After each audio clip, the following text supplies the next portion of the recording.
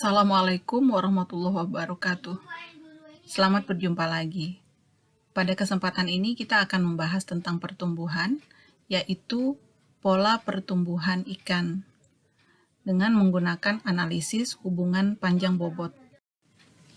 Untuk dapat mengetahui pola pertumbuhan ikan, kita perlu melakukan analisis hubungan panjang bobot dari data panjang dan bobot yang kita kumpulkan selama sampling atau selama penelitian. Rumus pertumbuhan dari Hill tahun 1936 yaitu W sama dengan AL pangkat B. Rumus ini mengikuti hukum kubik karena pertumbuhan ikan itu bervolume. Artinya bisa bertambah bobot dan bisa bertambah panjang. Namun, rumus ini menunjukkan bahwa ikan bertumbuh secara eksponensial. Maksudnya adalah ada kalanya ikan tidak lagi bertambah panjang, tapi dia hanya bertambah bobot, sehingga bentuk kurvanya melengkung atau tidak linier. Pola-pola pertumbuhannya sendiri ada 3 macam, yaitu alometrik negatif, apabila pertambahan panjangnya lebih cepat daripada pertambahan bobotnya atau ikannya kurus-kurus. Kemudian ada pertumbuhan dengan pola alometrik positif, di mana pertumbuhan bobotnya adalah lebih cepat daripada pertambahan panjangnya yang ditandai dengan ikan yang gemuk-gemuk. Sedangkan yang isometrik, pertumbuhan panjang dan bobotnya seimbang. Untuk dapat mengatakan bahwa ikan bertumbuh secara alometrik, baik negatif maupun positif, ataupun tumbuh secara isometrik, harus dilakukan pengujian terhadap pola pertumbuhannya itu, yaitu dengan melakukan uji T atau t-test. T-test dilakukan dengan cara membandingkan nilai T hitung dengan nilai T tabel. Formula T hitung yaitu 3 min B per simpangan baku. Dan nilai ini adalah mutlak. Kalau mendapatkan hasil minus, maka ini dianggap positif. Untuk mendapatkan nilai simpangan baku digunakan persamaan seperti yang nampak pada slide.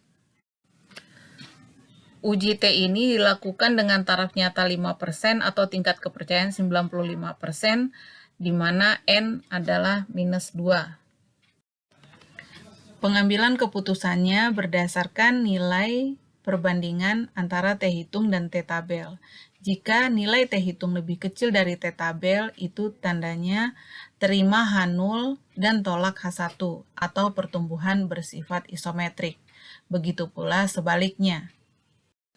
Selanjutnya kita akan menghitung pola pertumbuhan ikan dengan melakukan analisis hubungan panjang bobotnya dari sejumlah data panjang dan bobot ikan yang telah kita kumpulkan selama sampling. Selanjutnya kita akan melakukan analisis hubungan panjang bobot dengan bantuan tabel. Kita akan mengentri sejumlah data panjang ikan dan data bobot ikan. Tabel ini terdiri dari 8 kolom. Kolom pertama yaitu nomor, kolom kedua dan ketiga adalah data panjang dan data bobot ikan. Kolom keempat dan kolom kelima masing-masing adalah logaritma natural dari data panjang dan logaritma natural dari data bobot. Kemudian kolom ke-6 dan ke-7 adalah pangkat 2 dari logaritma natural panjang dan pangkat 2 dari logaritma natural bobot. Kemudian kolom ke-8 adalah perkalian dari logaritma natural panjang dan bobotnya. Contoh yang diberikan adalah analisis hubungan panjang bobot atas spesies Priacanthus macracanthus atau ikan swanggi yang dilakukan samplingnya pada bulan Mei 2016. Setelah kita mengentri data panjang dan bobot ikan tersebut dari sejumlah data yang kita miliki, dalam hal ini adalah ikan nomor 1 sampai ikan nomor 67, maka selanjutnya kita akan mengisi kolom keempat, yaitu len dari nilai panjang. Caranya dengan menuliskan sama dengan kemudian len, dan diikuti dengan panjang dari ikan tersebut. Setelah itu klik enter, dan kemudian kita bisa mensortnya sampai ke row terakhir atau baris terakhir sehingga nilai len dari semua data panjang terisi. Selanjutnya hal yang sama kita lakukan terhadap data bobot di kolom kelima. Kemudian kita akan mengisi kolom nomor 6 dengan pangkat 2 dari logaritma natural panjang ikan. Caranya dengan menuliskan sama dengan, kemudian logaritma natural panjang ikan pada baris tersebut, kemudian tanda topi, dan angka 2. Hal yang sama kita lakukan untuk kolom nomor 7.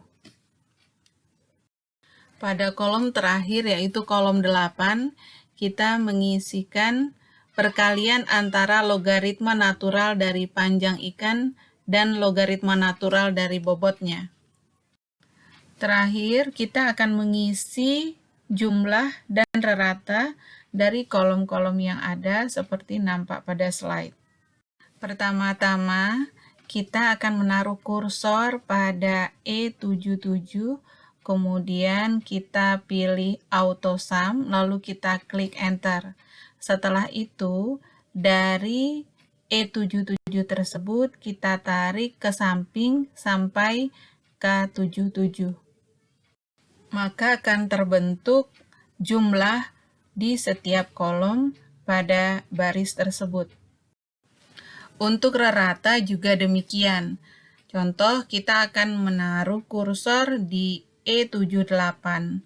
Kemudian kita klik Average, lalu kita klik Enter. Selanjutnya kita tarik hingga row H78.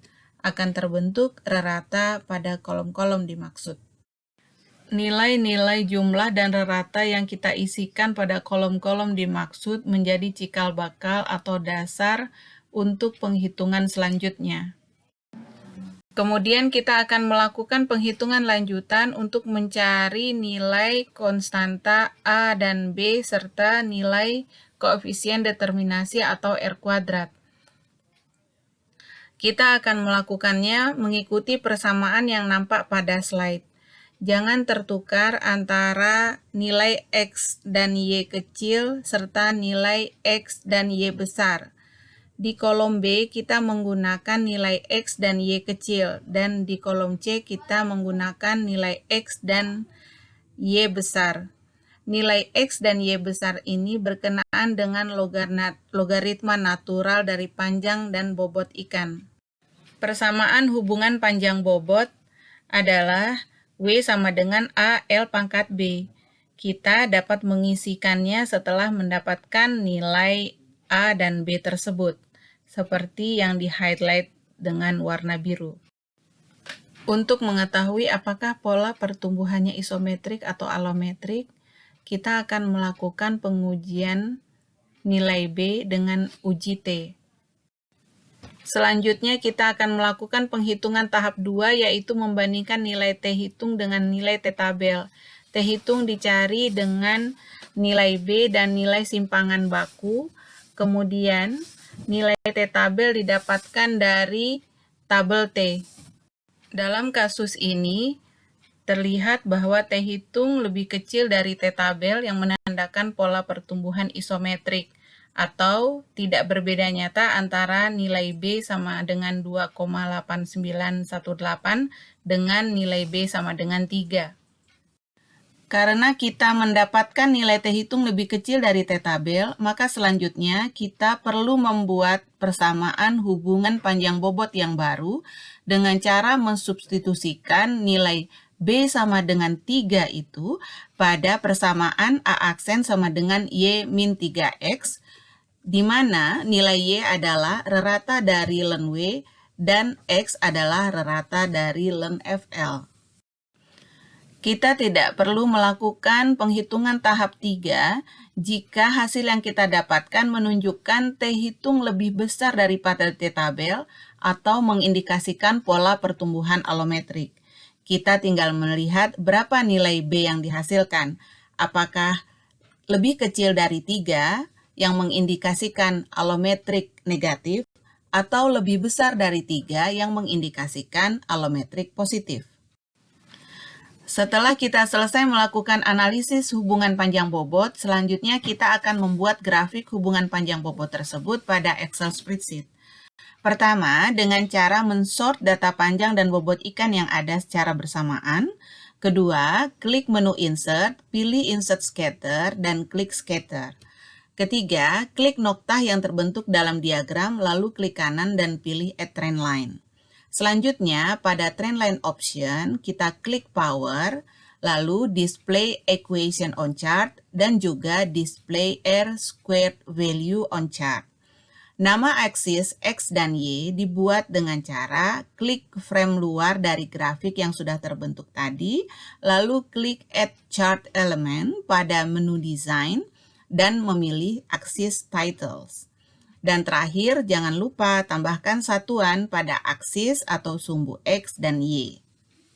Jangan lupa pula untuk mengganti persamaan hubungan panjang bobot yang lama dengan persamaan hubungan panjang bobot yang baru, yaitu W sama dengan 0,0144 L pangkat 3 yang mengindikasikan pola pertumbuhan isometrik, seperti nampak pada slide, yaitu grafik paling bawah.